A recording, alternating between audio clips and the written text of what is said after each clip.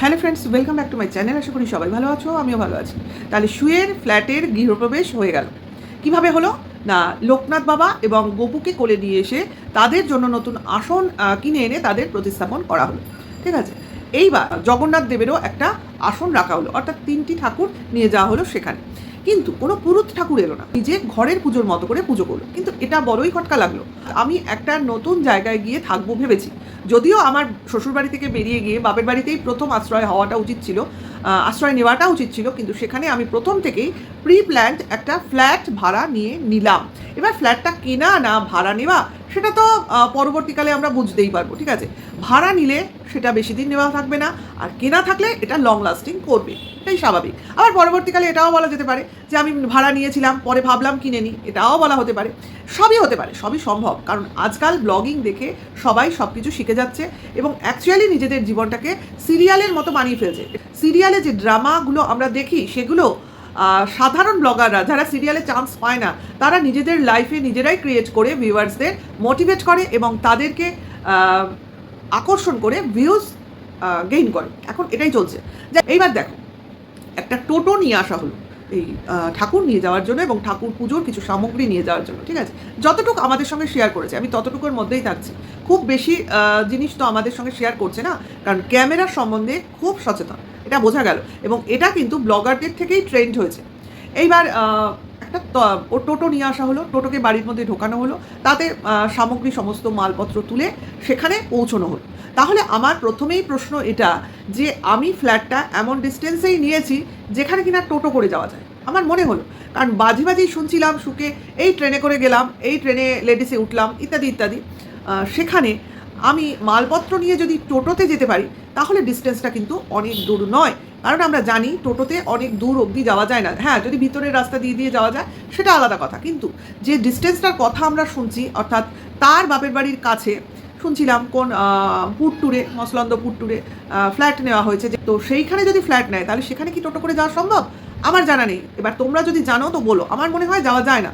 সেই ক্ষেত্রেই আমার মনে হচ্ছে হয়তোবা এই যে ফ্ল্যাটটা ভাড়া নেওয়া হয়েছে সেটা তার শ্বশুরবাড়ির অঞ্চলেই নেওয়া হয়েছে, কাছে পিঠেই নেওয়া হয়েছে। আবার এই তথ্যটা আমরা একজনের লাইভেও জানতে পেরেছি। তো সেইখান থেকে আমার এই চিন্তাভাবনাটা। এইবার তাহলে যে ট্রেনের কথা মাঝে মধ্যেই বলা হচ্ছে সেটা এমনি বলা হচ্ছে, অর্থাৎ দর্শকদের বিভ্রান্ত করার জন্য বলা হচ্ছে যে আদতে ফ্ল্যাটটা কোথায় নিয়েছে। দেখবে একটা জিনিস তোমাদের প্রথমেই বলে নিই, যে এই ফ্ল্যাটের জায়গাটা যাতে মানে মানুষজন বা ভিউয়ার্স বুঝতে না পারে, তার জন্য যখন এসি কেনা হলো না, তখন এসির ফ্রন্ট দেখার সময় যে বক্সের গায়ে তোমার স্লিপ বা বিল ওখানে মারা থাকে তো, এবং সেখানে সম্ভবত তোমার জায়গাটার নামও উল্লেখ থাকে, মানে কোন জায়গা বা কোন অঞ্চল থেকে এটা কেনা হচ্ছে। তো সেই জন্য সেই জায়গাটা টোটালি ব্লার করে দেওয়া হয়েছে। ঠিক আছে, এই কারণেই কিন্তু করা হয়েছে, যাতে জায়গাটা কোনোভাবে বুঝতে না পারে যে কোন জায়গায় কেনা হয়েছে এবং কোন জায়গায় ফ্ল্যাট নেওয়া হয়েছে। কারণ ফ্ল্যাট যেখানে নেওয়া হয়েছে তার আশপাশের দোকান থেকেই তোমার এই এসি কেনা হয়েছে। তার জন্য কোন দোকান থেকে এসি কিনছে না কিনছে সেই দোকানের নাম কিন্তু কিছুই আমাদের সঙ্গে শেয়ার করেনি। ঠিক আছে, এখান থেকে বোঝা যাচ্ছে যে কতটা চালাকি করে চলছে, তাই না? টোটাল যে একটা চালাকি সিচুয়েশন করে রেখেছে এবং নিজে যে অত্যন্ত চালাক সেটা প্রতি পদক্ষেপে বুঝিয়ে দিচ্ছে। এইবারে চলে আসি, আমাদের কি বলা হলো যে পুজো হচ্ছে, মা আসবে, অর্থাৎ মা বাবা আসবে, এটা স্বাভাবিক। কিন্তু আমাদের এটাও জানানো হয়েছিল যে বোনও আসতে পারে, যে বোনের বিয়ে হয়েছে, বাচ্চা হয়েছে। ছোটো বোন আসবে কি আসবে না ঠিক নেই, কিন্তু ওই বোনও আসতে পারে, কিন্তু সেটা কিন্তু আমাদের দেখানো হলো না। এইবার বোঝো, একটা বাড়িতে পুজো, গৃহপ্রবেশ, নতুন বাড়িতে আমরা জানি, যদিও সেটা তোমার সেকেন্ড হ্যান্ড হোক না কেন, ফ্ল্যাটটা আগে সেখানে কেউ থাকুক কি না থাকুক, আমার কাছে তো নতুন। তো সেইভাবে ভাবলে তো আমার অবশ্যই সেটা আমার নতুন গৃহপ্রবেশ। তো সেখানে সেই গৃহপ্রবেশে আমি নিশ্চয়ই গৃহপ্রবেশের পুজোটাই করব, তাই না? অর্থাৎ পুরুত ডেকে করবো, এটাই তো স্বাভাবিক। কারণ আমি কোনো ব্রাহ্মণ নই যে আমি গিয়ে সেখানে পুজো করতে বসে যাব, আমি সুয়ের কথা বলছি। তো সেই ক্ষেত্রে তার পুজোটা করা না করা সমান, ঘরের পুজো দেওয়ার মতো পুজো দিয়েছে, তার মানে সেটা গৃহপ্রবেশের পুজো বলেই মনে হচ্ছে না। প্লাস তোমার একটা পুজো আর্চা হলে একটা নিরামিষ খাওয়ার ব্যাপার থাকে, সেদিন আমরা সারাদিনই নিরামিষ খাই। ঠিক আছে, ভাত খেলেও মাছ মাংস ডিমের মধ্যে আমরা যাই না। তো সেক্ষেত্রে কী দেখানো হলো, সে কিনা তোমার চিকেন খাচ্ছে, এটা কি কোনো একটা পজিটিভ জিনিস দেখানো হচ্ছে? হ্যাঁ, বলতে হবে যে এগুলো যার যার তার ব্যাপার, কিন্তু সেগুলো আমি মহা সমারোহে ইউটিউবে দেখাবো আর বলবো এটা আমার জিনিস, আমি এভাবেই দেখাবো, সেটা তো হয় না। তাহলে তো সাংঘাতিক সমালোচনার মুখোমুখি হতে হবে, এবং সেটা হতেই হবে, কিছু তো করার নেই। এইবার দেখো আরেকটা জিনিসও আমাদের সামনে এলো, সেটা হলো যে আমরা জানি নতুন গৃহপ্রবেশের পুজো হলে বা নতুন ফ্ল্যাট কিনলে সেখানে আমাদের 3 রাত্রি বাস করতে হয়। সেখানে কি সেই বাসটা করা হচ্ছে? হচ্ছে না, মানে দেখানো হচ্ছে না। তার মানে কি এগুলো করা হয়নি? এইবার এইটা হলো গিয়ে ভিতরের কথা, যে আমরা এটাকে কিভাবে ধরে নেব। তো অনেকেই যেটা বলছে, সেটা আমারও মত, সেটা হচ্ছে এই ফ্ল্যাটটা হয়তো অনেকদিন আগেই নেওয়া হয়ে গেছে, এবং যে পুজোটা নতুন ফ্ল্যাট নিলে করা হয় বা করা সম্ভব সেটা আগেই করা হয়ে গেছে, এবং এই 3 রাত্রি বাস সেটাও হয়তো আগে হয়ে গেছে, যার জন্য এখন যেটা করা হচ্ছে বা আমরা যেটা দেখছি সেটা অনলি ফর ভিউয়ার্সদের বোঝানোর জন্য করা হচ্ছে, হতেই পারে, তাই না? প্লাস তোমার এই যে বলা হলো যে বুধবার দিন এই পুজো আর্চাটা হয়েছিল, ঠিক আছে? তাহলে বুধবার দিন আমরা জানি তার হাজব্যান্ডের ছুটির দিন। তাহলে প্রশ্ন, তার হাজব্যান্ড কি তার সঙ্গে ছিল না ছিল না? তো আমাকে যদি কেউ প্রশ্ন করো তো আমি অবভিয়াসলি বলবো তার হাজব্যান্ডকে ছাড়া সে এক পাও চলে না, এবং তার হাজব্যান্ড অবভিয়াসলি তার সঙ্গে ছিল, এবং যে কিনা ক্যামেরার আড়ালে ছিল, ঠিক আছে? যেমন যখন ঘর মুছছিল তখন কিন্তু ক্যামেরাটা এমনভাবে রেখেছিল, বলছিল চেয়ারে সেট করে রেখেছি, মাথাটা কাটা যাচ্ছে, কিন্তু তারপর থেকে যা যা ক্যামেরাবন্দি করা হয়েছে, খাট পাতা থেকে শুরু করে, খাটের চাদর পাতা থেকে শুরু করে, তোমার পুজো আর্চা থেকে শুরু করে সমস্ত কিছু কিন্তু সঠিক অ্যাঙ্গেলে করা হয়েছে, ঠিক আছে? তাহলে সেখানে বর ছিল না এই কথাটা হজম হলো না, ঠিক আছে?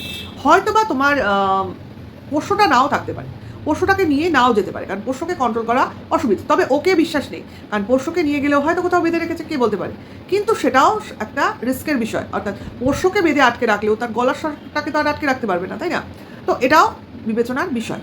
কারণ যখন সে রাত্রিবেলা বাড়ি ফিরে এলো তখন বলছে যে আমি তো ভাত রান্না করে যাইনি, সেটা তো আমরা জানি, সকালবেলা যখন বেরোচ্ছে তখনই তো আমরা ভাবছি যে কুকুরের খাবারটা কী করে হবে। তো সেক্ষেত্রে বলছে তার বর নাকি ভাত রান্না করেছে এবং সেই ভাতই ডগিটা খেয়েছে, এবং তারপরে তার রাত্রেও সেটা হয়ে যাবে। তাহলে ভাবো, একটা শ্বশুরবাড়িতে অশান্তির জন্য সেই বাড়ির বউ বাড়ি ছাড়া হচ্ছে, স্বামী ছাড়া হচ্ছে, সেই বাড়িতে সেই বউ ভাড়ার জায়গা ঠিক করে এসে আবার সেই শ্বশুরবাড়িতে স্বামীর রান্না করা খাবার, ওপরে শ্বশুর শাশুড়ির দেওয়া খাবার মহা শান্তিতে খাচ্ছে এবং শান্তির নিদ্রা যাচ্ছে। এটাও আমাদের ভেবে নিতে হবে বা বুঝে নিতে হবে বা মেনে নিতে হবে, এতটাই গোমূর্খ আর কি আমরা, ঠিক আছে?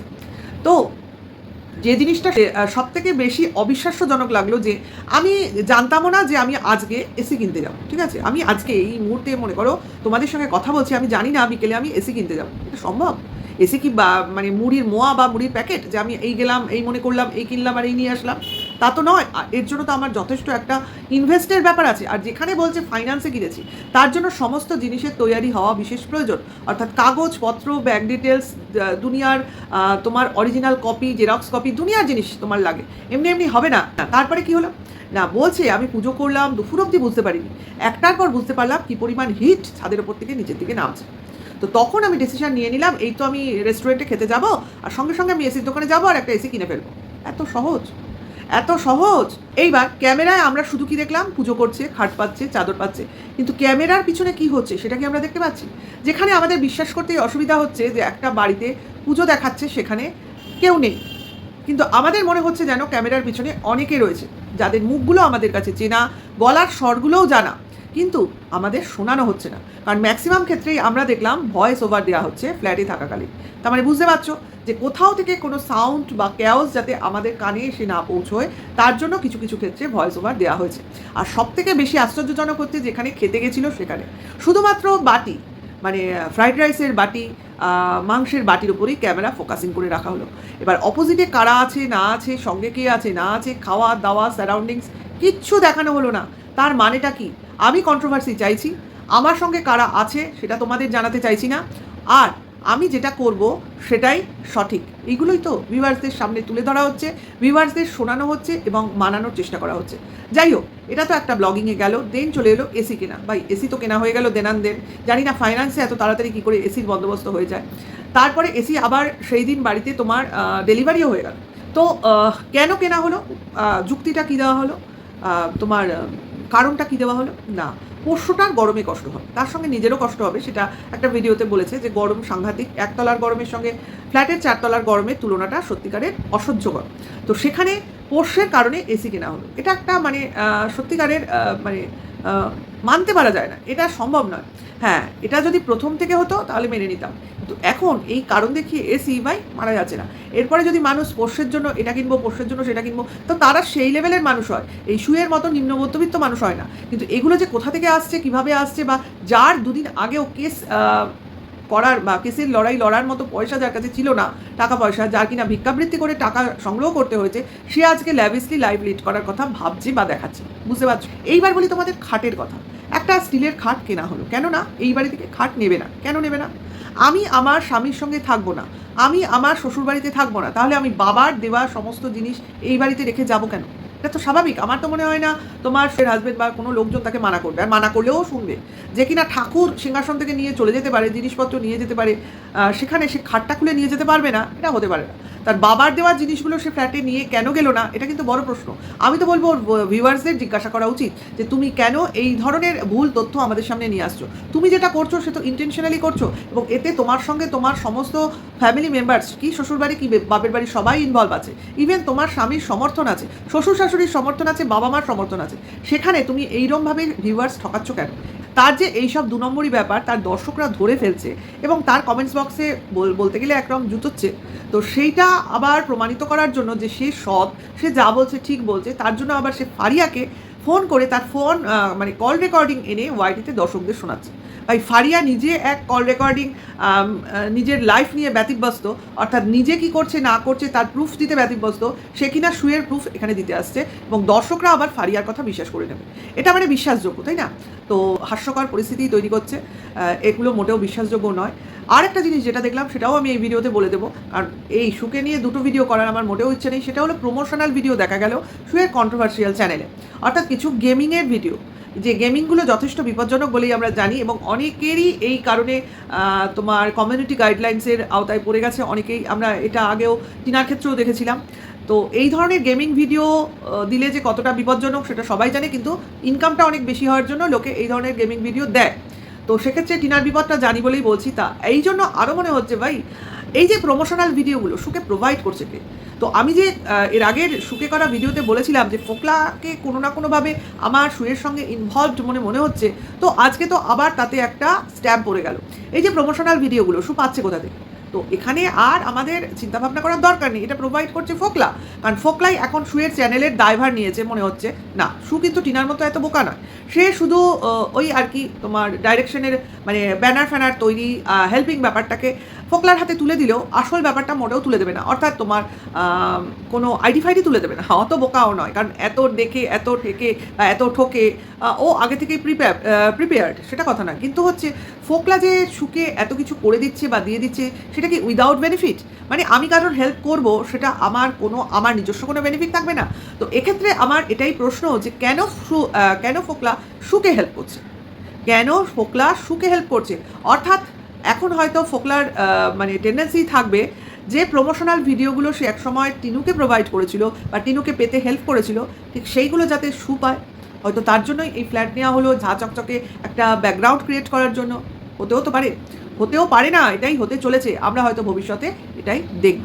যাই হোক, অনেক কিছুই দেখবো, অনেক কিছুই বলবো, কিন্তু শু মনে হচ্ছে না এই ধরনের ডুপ্লিকেসি করে খুব বেশি দিন কাটাতে পারবে। কারণ ভিউয়ার্সরা এতটাও বোকা নয়, কারণ ভিউয়ার্সরা যাই হোক মিথ্যা কথাকে কিন্তু পছন্দ করে না আমার মনে হয়।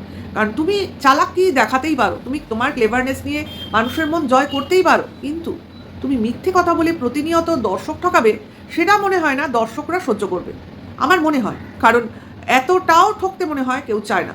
ভালোবাসার লোকজন তো ঠকলে আবার ভীষণ হার্ট হয়।